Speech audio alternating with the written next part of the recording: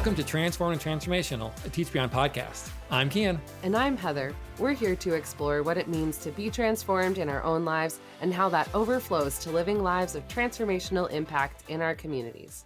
Today we have a Teacher's Desk Roundtable conversation about critical thinking. And I have been really enjoying these because I'm not actually in these. So I get to just listen and just enjoy and hear the wisdom from these teachers.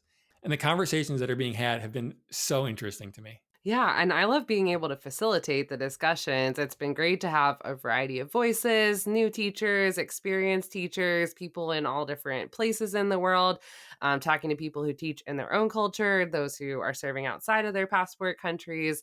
It's just great to have the variety of voices. Yeah, and I am excited for this conversation, specifically this week. It's about critical thinking.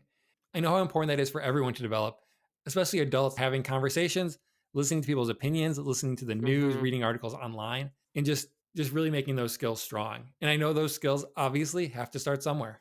Definitely. There's some things that we can learn as we go, but there are other things that are helpful to have taught and trained and modeled along the way. So today I'm going to be talking about all of that with Diane Pennycad, Leighton Hellwig, and Jacob Cavett, all of whom serve with TeachBeyond in various capacities in different locations.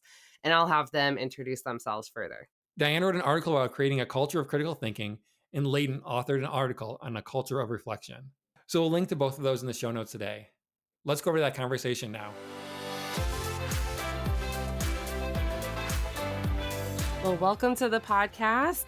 I'm so excited to be joined today by Diane Pennycad, Leighton Hellwig, and Jacob Cavett.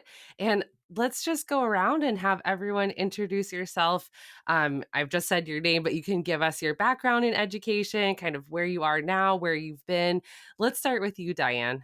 Well, hi, I'm Diane Pennycad, and I have 25 years of experience in education as a teacher leader, and as an educational consultant. Mm-hmm. I have worked at Black Forest Academy in Germany, at a Christian school in Connecticut, and in public education for really the last 20 years in Michigan. Nice. That's great. Welcome to the podcast, Diane. Leighton, let's go to you next. Sure. My name's Leighton Hellwig. I am the head of school at Faith Academy in the Philippines. This is my 27th year in education. Prior to coming to the Philippines, 16 years working at a public school system in Naperville, Illinois. And then this is my 11th year here in the Philippines. My background is science education, but also working and coaching teachers, and then now administration at Faith Academy. Great.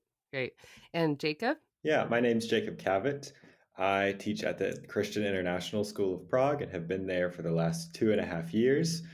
So I am a pretty new teacher. Mm-hmm. I actually did not go to university for teaching. I studied English and later found out that the Lord was calling me to teach in an international high school. So before that, I worked for an admissions office at a fine arts school in South Carolina, and I worked for a healthcare company. But I'm really glad to be teaching now. It's my passion for sure. That's great. It's so neat to see how the Lord has brought each of you into education in different ways and in different places in the world. And so I'm excited to have this conversation today. And our topic today is on critical thinking and reflection. And, this really comes, it brings to mind our own practice, our own reflective practice as we are educators, as well as how we cultivate that in the classroom. So I want to make sure we spend time on both of those today. So as we're getting started, Diane, you authored this article about critical thinking, and I wondered if you can give us some just background on what do we mean by critical thinking, and what are some specific types of critical thinking skills so that we're all on the same page about what we're talking about. Yeah, well, simply put, critical thinking really is what your brain does with facts and information. So that sounds pretty easy. It's what your brain does. You kind of do it automatically, but it isn't that easy. It's rather complex, actually. Oftentimes, like facts and information come into the learner, like they might gather them, they might be given to them, but generally they're going to use a complex process of skills where they're going to observe, they're going to experience, they're going to reason, reflect, communicate. So they're going to come in from a variety of inputs that they've gathered or generated. And then there's this layering of other thinking that happens. And they're going to start to conceptualize, apply, analyze, synthesize, evaluate. And that then allows them to define problems and find solutions. So there's a lot going on for the learner. Definitely.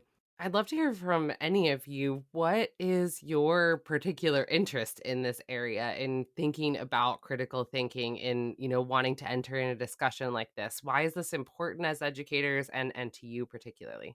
Something I talk with my students about a lot is how critical thinking is such an essential part of our image bearing nature. This is a Mm, great privilege we have. We don't live by instinct like animals, but we get to image God in this way that we can experience, we can think and feel deeply about what we experience, we can make connections, we can articulate.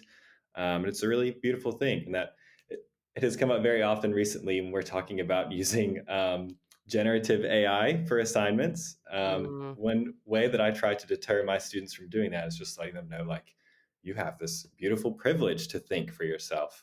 Only you can do that. And I think it really is a privilege. Yeah, I want to piggyback on that and take that and look at the idea of forming habits of mind in our students and intellectual virtues.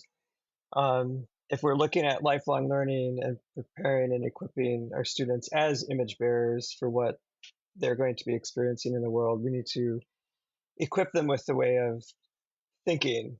Critical thinking is such an important part. And as they interact with distortions of truth, as they interact with the things that the world is teaching them, that they're able to sort through that. And those are skills that can be taught no matter what subject or content that they are learning.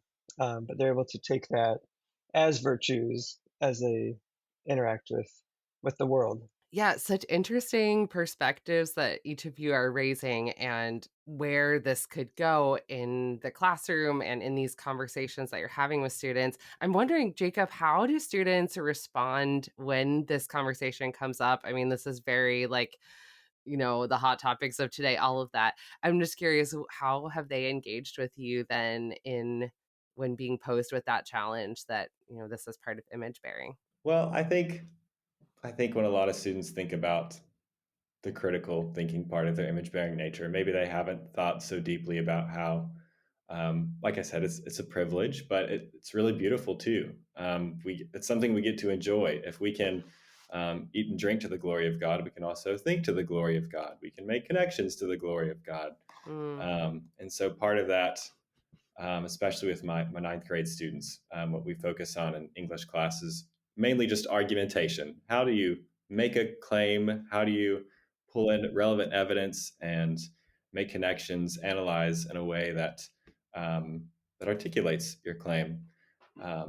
So I try to just help them to see the beauty in that, and I think a lot of them really do get to step into that and realize, oh, this can play a part in many areas of my life, not just school. I actually will need to think even after this class. Maybe it's this summer when I'm deciding where I want to have a summer job, or maybe it's working through conflict resolution with a friend. So I Mm. try to show them how this is not just an academic thing. This is a human thing. Yeah, that's great. When we think about in the classroom, are we encouraging students then to kind of always have their thinking caps turned on and questioning everything?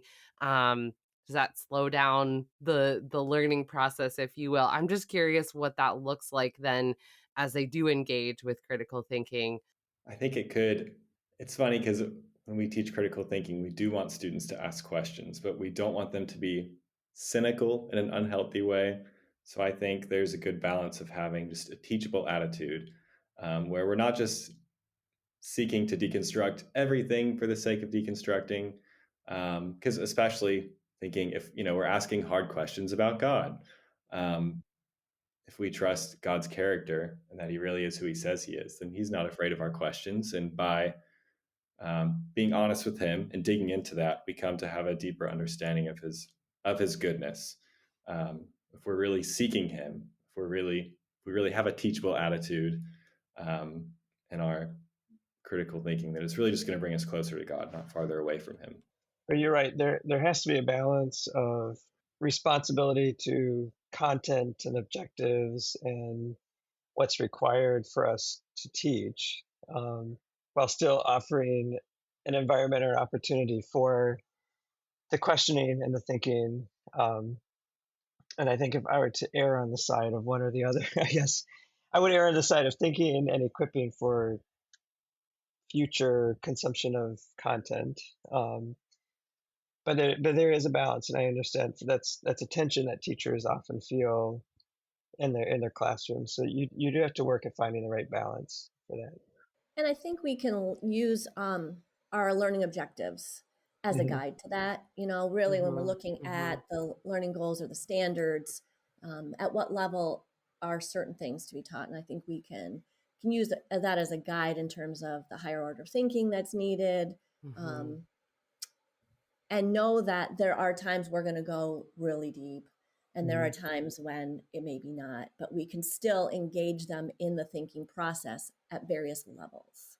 Mm-hmm. Just like we can't just always have broth, but we can't also always have a rich diet. Mm-hmm. Students also they need time at various levels of thinking um, Mm-hmm. throughout their day and throughout their courses. So I think that using our educational standards will help us with that as well.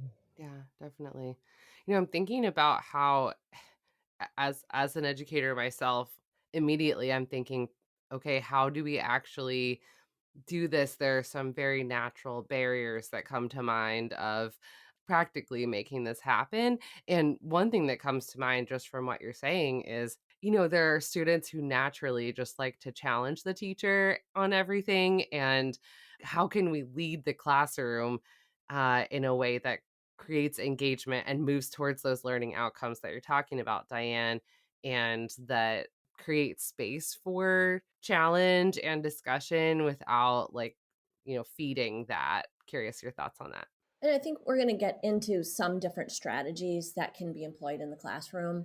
But I think, it's knowing your students. You're going to know the students who really want to engage in that and they're comfortable with that. But you also are going to have students who this is a very challenging exercise to be able to articulate share their thinking, even with their neighbor, never mind their table group or a classroom, is going to be very Mm, much of a challenge. So I think it's knowing your students and creating opportunities within the classroom for all student voice and mhm, protocols for sharing and for engaging that are going to allow, again, every student their time in mm. a way that is comfortable for them.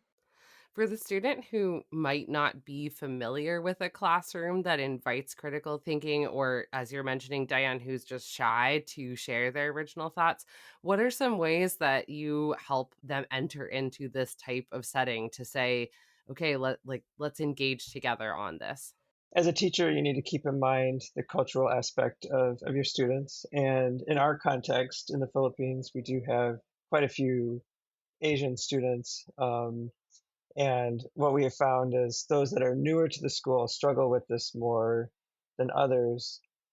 But one of the things that we're seeing as best practice for developing English, which oftentimes our students struggle with that, is a level of discourse where they are interacting with other students. Like that's such an important part of language development. So as we're trying to create an environment, a culture in our classrooms that help to develop the English along with the content, it naturally lends itself to the routines that we're kind of wanting to promote for critical thinking.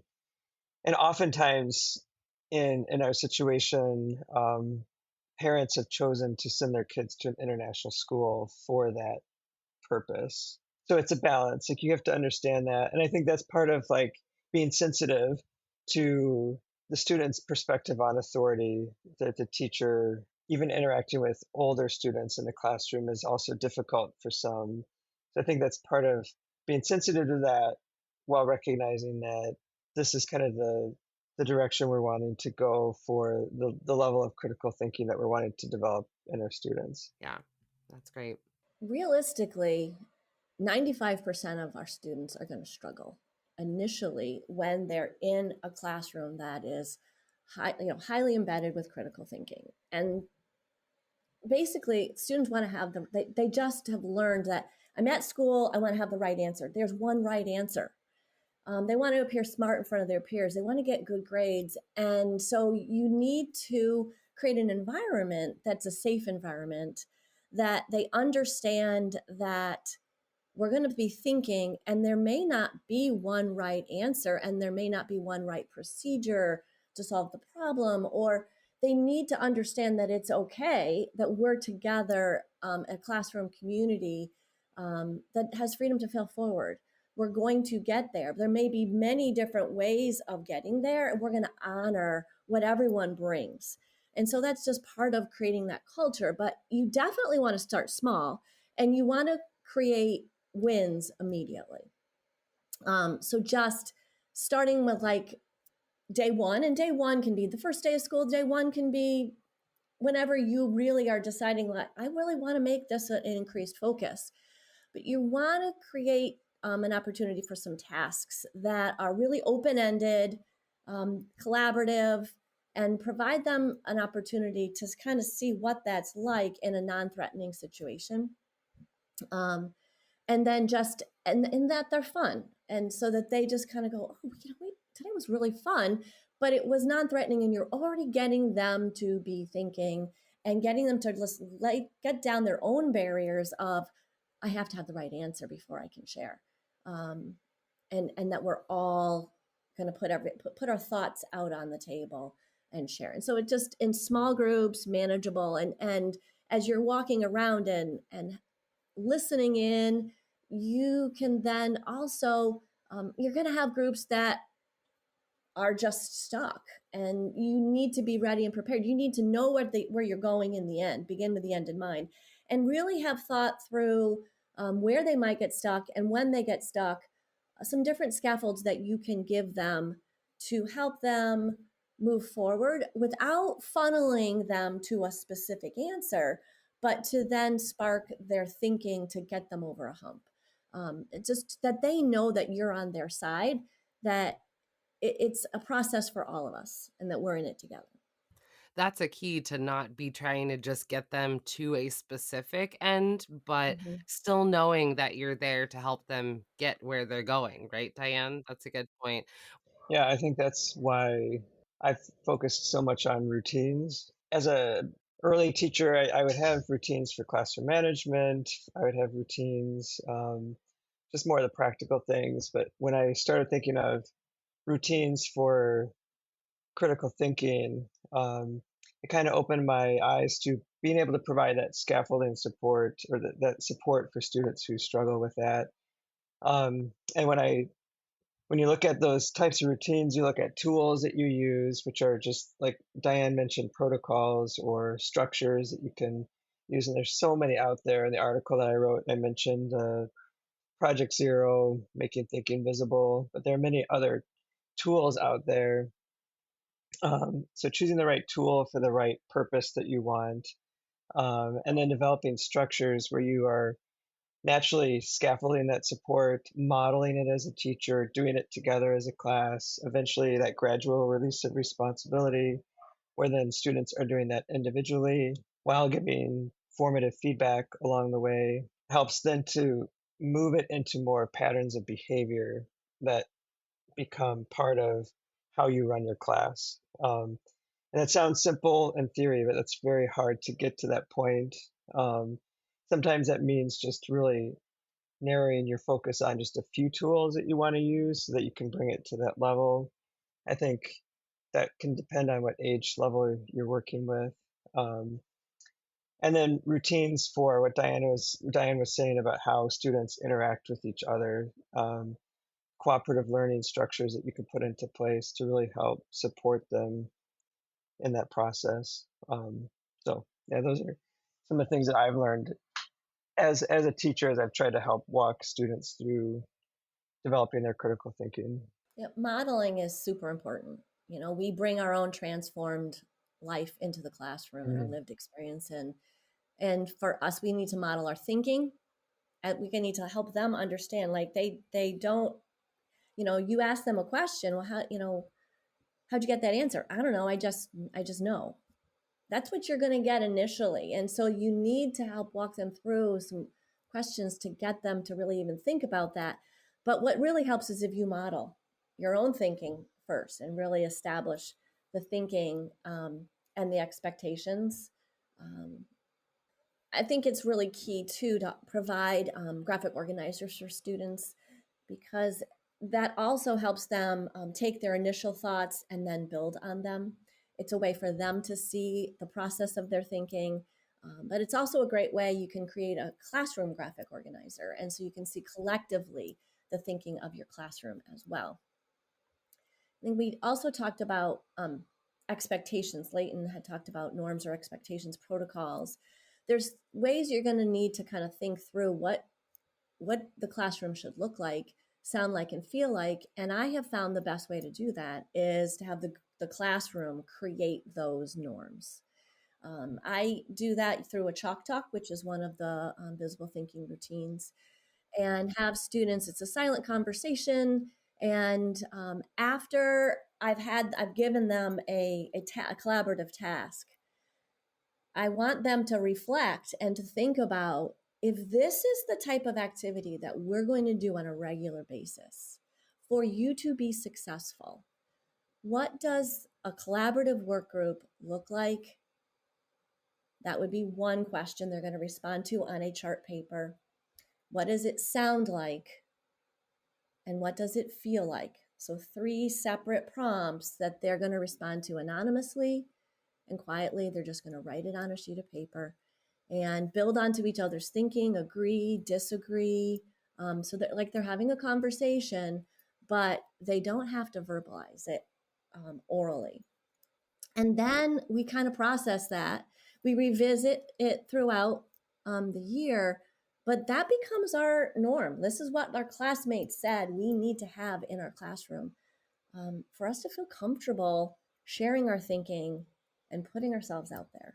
Leighton, you started talking a little bit about thinking routines. Can you break that down even further for those who might be new to thinking about thinking routines, and what does that practically look like? How do you go about setting that up? Sure.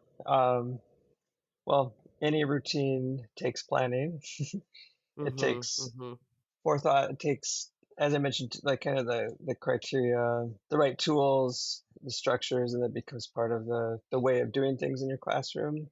I think in the article I mentioned the research out of Harvard, the Project Zero, the thinking routines, and there are many different routines that are listed there, and they're all free for use. But each of them has a set kind of steps that you use in walking the students through them. One that I use quite a bit is see, think, wonder. What do you see? I would do a science demonstration, and I would have the students write down, what do you see happening? What do you think is happening? Like what is it that you think is happening, um, to explain what you see? And then what questions do you have? So every time I would do a demonstration, I would use that same routine. So that's the tool that I would use.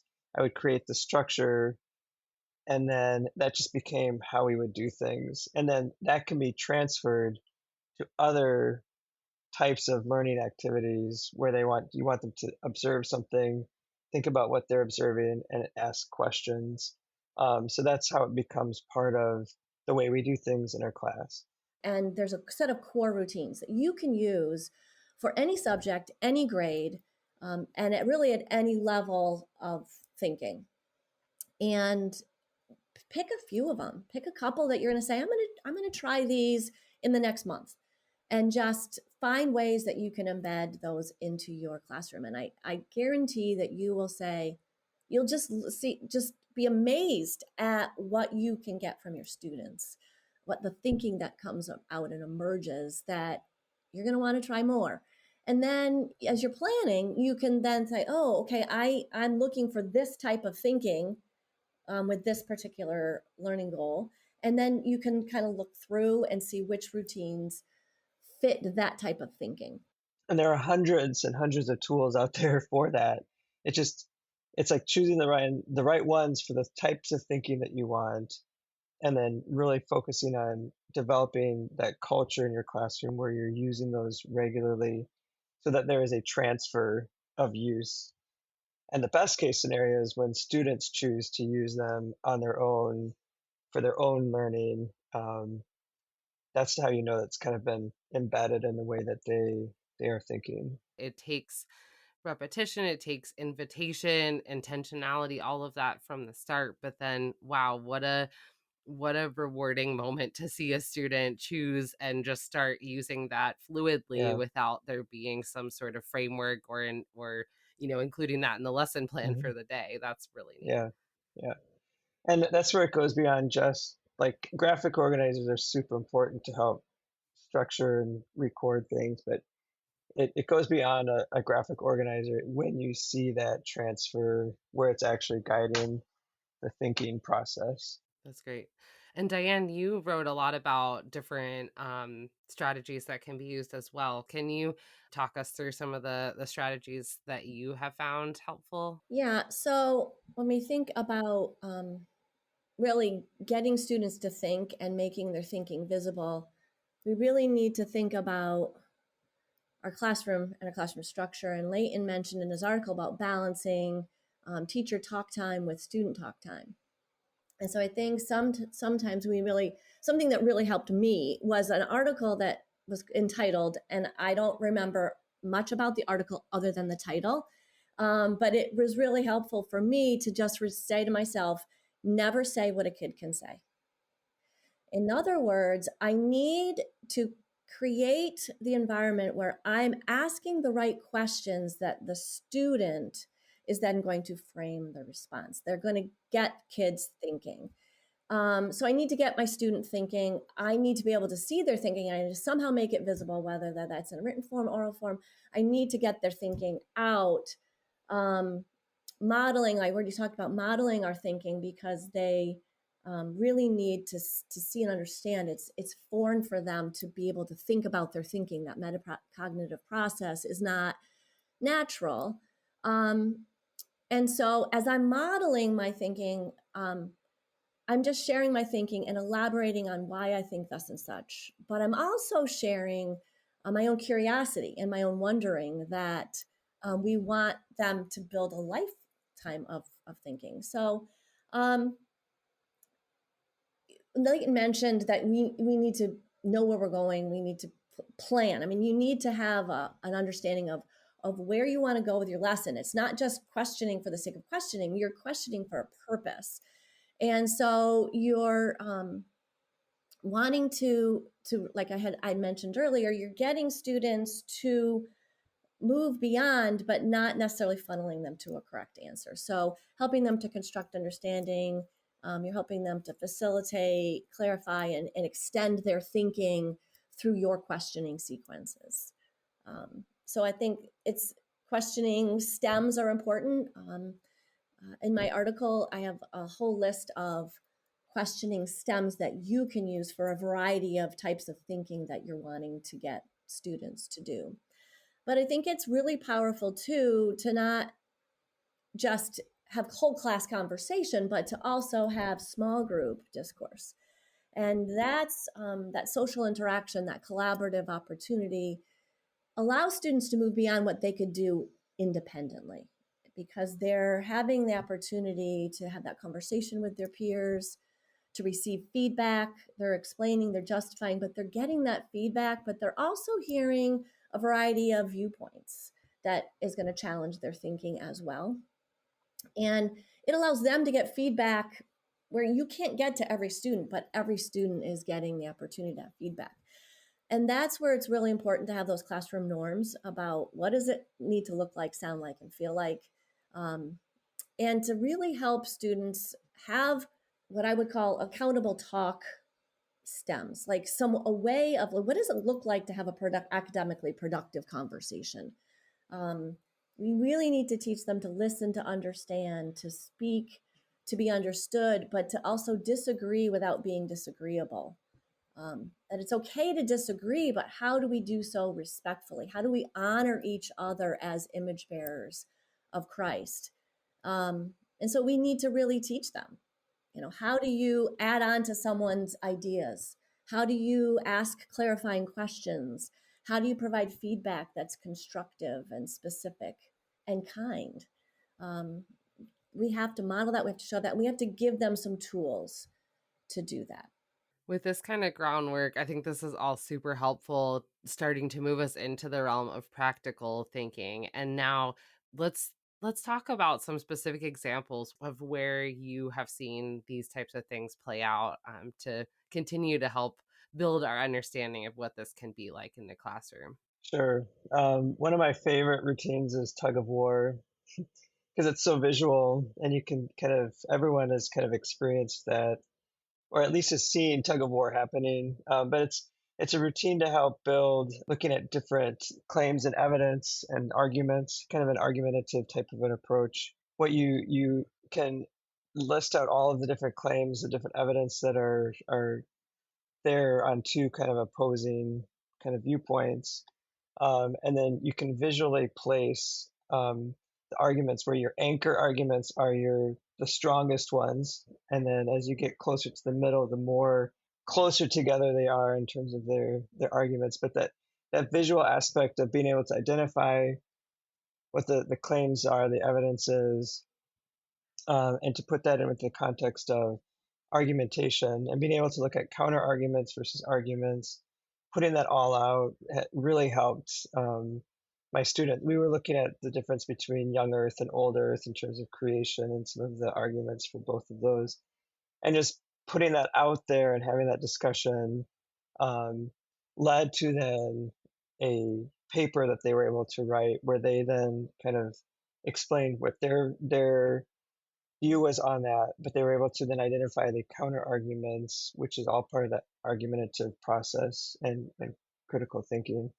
So that's one of my favorite ones because it goes along with a lot of the focus on argumentative writing and thinking, and that's a skill that we want students to be fair-minded, where they're able to look at both sides, but able to then land on, this is where I land because I feel like this is the stronger argument. And so that's one example that I found really successful in science class that I taught. One of my favorite activities that I do with my 11th grade Bible students is called Worldview Wednesday. And every Wednesday they walk into class and I present them with some question that speaks to deeper beliefs than it may seem to at first. So that can be sometimes sillier, lighthearted questions like, do extraterrestrials exist? Or do pets go to heaven? And then sometimes it's very heavy questions like, can I be happy while I know somewhere else people are suffering? Or my favorite one is the very last question of the year I give them.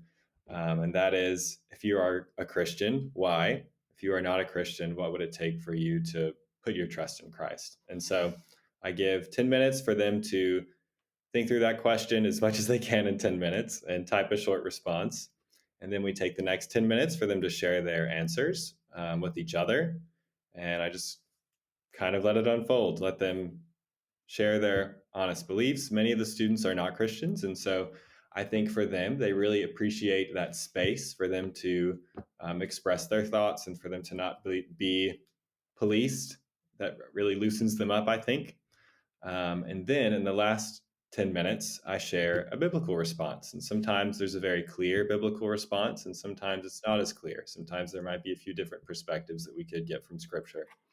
But it's just so much fun to let the students just think deeply, to share their thoughts, and then by that time they are willing to hear what the Bible says. And 9 times out of 10, the students come to realize, oh, that's actually very reasonable in a lot of ways. And yeah, it's just a fun way to explore Scripture, I think, and to give that space just for students to think, and then for Scripture to speak into that. One of the routines that I really enjoy when I want students to really take something that's complex and really get down to the core or the center of the issue. It is something that isn't just a one day. It's you're going to be using a variety of different thinking moves throughout a week or longer. It involves helping students start at the surface. So it's called peel the fruit. And an example of how I've used that would be when we were studying South America, Latin America, and we were looking at how should the resources of rainforests be used and preserved. So had students look at a photo documentary of Amazon conflict through photos, charts, unbiased presentations about what's happening, what are they seeing, and that was the skin. So in their graphic organizer, they have a large cross section of, let's say, an orange, and on the skin, they're writing out everything that they're seeing, just getting their thoughts. So this is like a see, think, wonder. They're just seeing. In the same activity, they're also starting to wonder. And so what questions do you have? And the questions get put right they're under the skin. We're starting to go a little deeper because we're not just seeing, we're now starting to question, and we're making some sense through our questions of what's happening. And then the flesh, getting into the substance of or the meat of the issue. Students researched from various perspectives. So stepping inside the perspective of an Amazon rainforest stakeholder. And they created from their research a skit, and they stepped inside that role and presented it as if they were an environmentalist, as if they were a rubber tapper, etc. And then we were able to then, in each of the different pieces of the sections of the orange inside, the flesh, those became our circle of viewpoints, that we were able to kind of look at everyone's viewpoints. Then students needed to evaluate the claims and the legitimacy of each group's think what they were seeking. And they had to get to the core. What is the core of the issue? And that's really summarizing the issue, what's at the heart of the issue in a succinct statement. And then I had them go beyond the peel the fruit and synthesize their learning into a plan, a call to action. How would they address the issue? And they had to construct a viable argument and communicate that plan. And you try to make things relevant for where kids are at. And so I had them take their argument and communicate it through an Instagram photo and post. They had their post, and then I actually had 4 other students comment. So they had different spots where then they would have a commenter. So then the other students had to evaluate and critique the reasoning, offer constructive feedback of the thinking of 4 of their classmates' posts. And then I allowed the original poster to have the last comment and to respond back to any of the feedback. And so that right there is probably about 5 different thinking routines rolled up into one. We didn't do that all in one day. That was a series of stepping students through their thinking from just basic, what are you seeing, to then synthesis, communication, and really critically evaluating their thinking and the thinking of others. It's really interesting, Jacob and Diane, both of the examples you gave involved other students reacting and kind of building on each other's comments. And I think that is just as important as, developing your own thinking and own viewpoint and opinion, maybe. Also to learn how to interact with others' viewpoints and receive feedback and maybe assimilate that into your own perspective or learn how to defend your perspective. But really good examples of that. What would you say to the teacher who feels like these are really great ideas, but I'm not sure I'm going to make it through the content that I need to by the end of the school year? Or how am I going to, I don't even have the planning time to shift all of my lessons into more of this type of framework. How would you respond to that? What's the first step? What's the why? I think if all you do is shift your thinking that you want to get students' voice out, their thinking out. If you just say, what makes you say that? When they give you a thought, you're asking, if you say, what makes you say that? You're immediately going to start helping them to begin to articulate their thinking. And so if you can just keep that as just your one tool that you use, try it for the next month, not over so that it gets redundant and kids roll their eyes, but they'll start to understand. You won't have to ask it after a while because they're already going to be conditioned that you're not going to just accept their opinion, but that they need to have reasoning and evidence behind it. And I think that's a one really quick win that you can have. I think too, it's really important just for teachers to be willing to seize those teachable moments. So if you're talking about something and the curriculum for that day is pretty set, you have to get through the end of this unit, but a really good tangent comes up, I think a lot of time it's worth it, because if students bring up, they make a connection that makes this topic very personal to them, and it's a great question. I think a lot of the time it's worth maybe putting what we had planned on hold just for a minute and running with this tangent, because that's where I think a lot of critical thinking happens. It's where whatever we're talking about suddenly becomes much more interesting and personal to students. And I think it's really important to seize those teachable moments. Yeah, and I would stress as much as possible the importance of active engagement in the classroom, and that the ultimate goal, I think, allowing for giving permission, I guess. I'm thinking more as an administrator now, I guess. Giving permission to slow down a bit, to increase the amount of engagement in your class, that's the ultimate win. And it goes back to reflecting image bearers. God created our minds to think, and if we're not creating environments to have that happen, then we're not allowing the full potential of what God has created in our classroom. So helping to see that part of biblical integration and immersion is actually not just the content and the connections we're making, but it's actually the environment, the culture that we're creating in our class to get students to think and use their brains the way God created it. And so I think the more you talk about that, the more, and giving permission for that, the more they see the why behind why we do all these routines and why we want to create and foster that level of thinking in the classroom.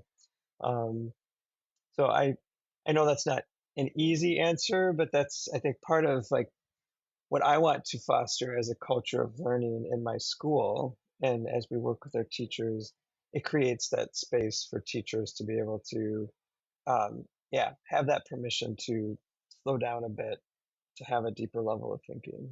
Great that the thinking practice is important, just like the content that you're Exactly. working through. Right. That's part of being an image bearer the way God created us. And I think we talk about our students being collaborative. As educators, we need to be Mm. collaborative too.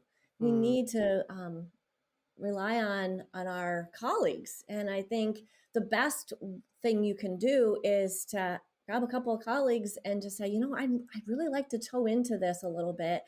Would you be willing to join me in this journey? And then as you try a few of the core routines and they try some, you can talk about, you might not even be the same grade, the same subjects. You're going to have some commonalities, and then start looking at some of your students' work to see what the effect is. And I think that will then propel you. And I would say even better is to have a school-wide culture of thinking, is to develop that as an entire building, because you really, the students are going to start learning at one grade and it's going to build on to each successive grade. You have to overcome those barriers. Their barriers have already been broken from year one. And so as you develop a school-wide culture of thinking, it just becomes a way of life for teachers and students. And then really bringing in parents too, in terms of the things they can be doing at home to create a culture True. of Yeah. thinking. And in TeachBeyond, we talk about being models of a transformed life. We've talked about modeling in the classroom. What does it look like for us? We need to experience transformation too and continue developing as we are doing that, fostering that in our classrooms too. So, what does that look like for you? Yeah, I'm not in the classroom anymore. For me, it's one of the things that we're trying to stress as a school is that we need to be growing and developing in our own biblical worldview, in our own understanding of what we're teaching, so that we can then reflect that and share that with our students. And so it's ourselves using thinking routines to kind of make sense of the world and what God is teaching us so that we're able to share that with others. I think that's also part of the culture that you want to have um, as a school. I think that Sabbath is a really important part of it too, because if we're always, super busy, going a million miles an hour, we never have the time or the energy to just stop and think and to reflect deeply. And so this is one thing I tell my students all the time. Like Sabbath is so important. I like to ask them what they're doing if they have any fun plans for the weekend. When they say, no, I'm just doing homework all weekend, I say, no, go do something fun too. Rest, relax. Because to be able to, yeah, go to that deep place of thought, we have to rest. We have to rest to reflect. I think as an educator, it's in the moment it's easy to be reflective because you're constantly taking in input and you're reflecting on, am I achieving the goal, where am I getting to where I need to be? It's a constant process, at least for me, in reflecting through my educational practice. Did the activity that I use work? Are my students understanding? Where is their understanding? It's constantly taking that feedback and reflecting and then pouring back out. It's in the moment, but it's also at the end of a lesson or at the end of a day or at the end of a unit, really thinking through what that looks like. And then in my personal life now, I'm out of the classroom and working with TeachBeyond in organizational development. It's reflecting on what I've just designed, is it meeting the needs of all stakeholders? It's applying what I did in the classroom to my practice now. I love that even though whether you're in the classroom or not, whether you're in a school setting or not, this idea of fostering critical thinking for yourself, for the communities you're in, this is a bigger picture thing that we can do as image bearers with other image bearers as we're interacting to care about their thoughts. There's something about what all of you are describing that's expressing, I care about your perspective, and it matters that we're exchanging perspectives here. And so I just really appreciate that. Thanks so much for diving in. I know we could go a million other directions with this conversation. We will be linking to both of those articles in the show notes if you'd like to check those out further and continue the conversation. Just reach out to us at podcast@teachbeyond.org. But thank you so much, Jacob, Leighton, Diane, for joining us. We're going to close with this one final question that we always ask our guests. So here's the big question.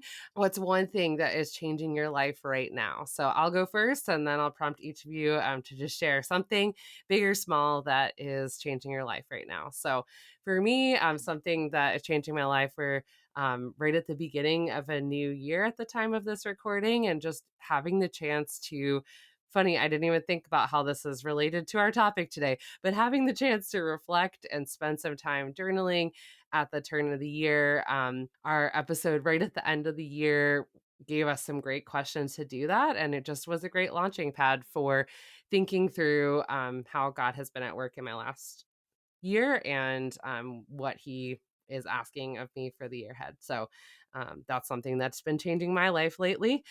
Jacob, what's been changing your life? I have also started journaling recently, and I found it to be very helpful. I've done it in the past, but I've just kind of spontaneously didn't even plan to do it. But started writing down more prayers the start of this year, writing down goals. I have a separate journal for work that I am being more consistent with now, just for classroom related stuff. and I started another journal for a writing project I have right now. So Cool. I found that to be very refreshing and helpful. So I plan to do more of that this year as well. That's great. We didn't even like confer ahead of time on what we were going to say for our answer. That's great.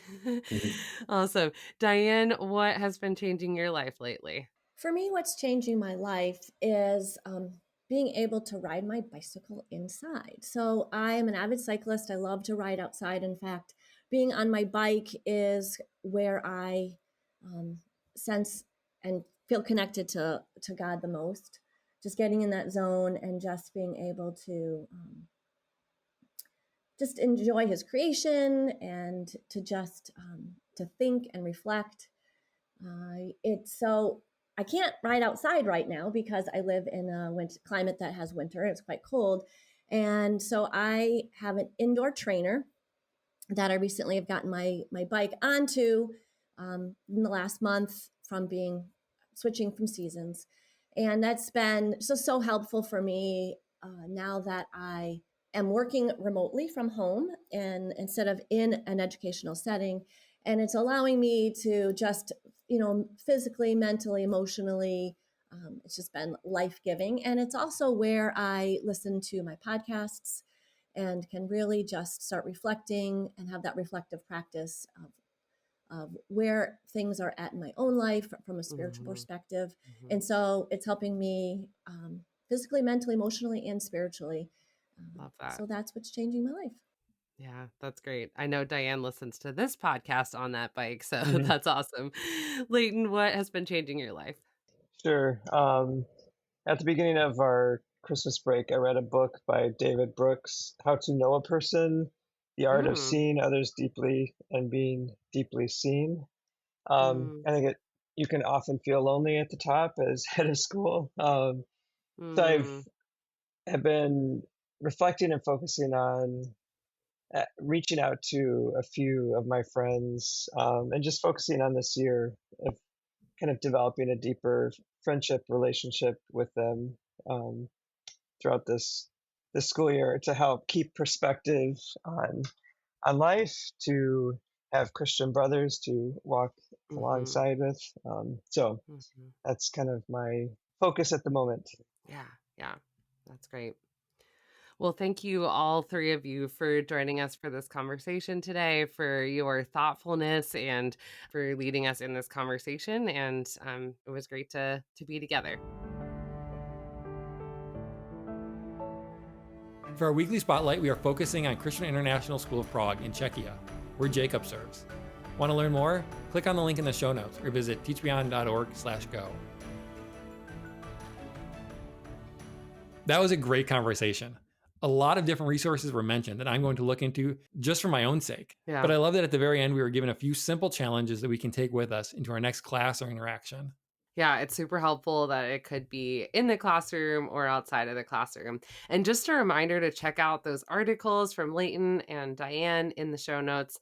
Both of those articles are from TeachBeyond's On Practice publication, which is a biweekly newsletter for educators seeking to be part of the movement of transformational education. So if that's you, you can subscribe to receive other On Practice articles directly into your inbox. We'll have the link to that also in the show notes. Heather and I, along with Jacob, Diane, and Leighton, serve with an organization called TeachBeyond. As followers of Jesus, TeachBeyond is a global community providing transformational education services as part of God's ongoing mission to transform individuals and communities into all He intends. Want to learn more and get involved? Visit teachbeyond.org or follow us on social media. To help more people find the podcast and hear about Teach Beyond, we'd love it if you would leave a rating or review and share this show with a friend. Be sure you're subscribed or following the show on the platform where you listen, so you never miss an episode. And as always, you can reach us at podcast@teachbeyond.org. We'll see you next week.